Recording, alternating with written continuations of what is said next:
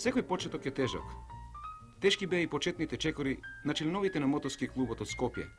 Овој клуб е формиран во 1968 година. Започнаа многу скромно. Најпрвен користеа дрвени чамци и мотори Москва со по 12 конски сили. Дрвените чамци наскоро беа заменети со пластични, а конските сили на моторот од 12 беа покачени на 40 и на 85. Конечно, по 7 години постојање, денеска клубот има модерен чамец со 270 конски сили и брзина на движење 60 км на час. Членовите ги има 20, тренираат секојдневно во групи на езерото Младост во близината на Титов Велес, каде што им се и клубските простории. Овој спорт е мощен, атрактивен и приличен за младинците.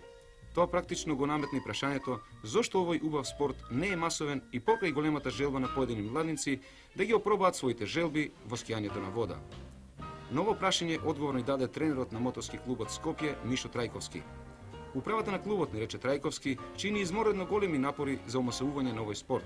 Меѓутоа, желбите се едно, можностите друго. Имено, овој спорт од чисто финансиска природа и покрај желбите не може да биде опфатен од поголем број на младинци. Со еден квалитетен чамец, што го има клубот, не можат редовно да тренираат и веќе постојаните членови.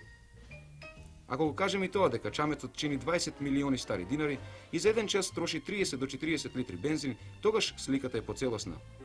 Кога кон ова ќе се додатат и секојдневните патни трошоци од Скопје до езерото Младост, тогаш навистина се доаѓа до заклучокот дека вината не е во затвореноста на клубот. Заклучокот е јасен. Во клубот постои клима за омасовување на овој привлечен спорт. Меѓутоа, условите тоа не го овозможуваат. И покрај скромните услови за работа, овој клуб има забележено добри резултати. Во 1972 година Лесевски стана државен првак, а екипата на Скопје го зазеде второто место.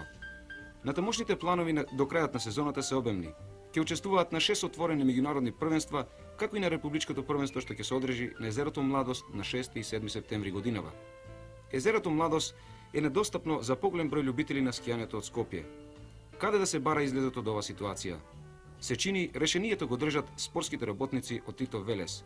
Езерото е оддалечено од овој град само 6 км и најверојатно сите градови би посакале да го имаат во ваква непосредна близина.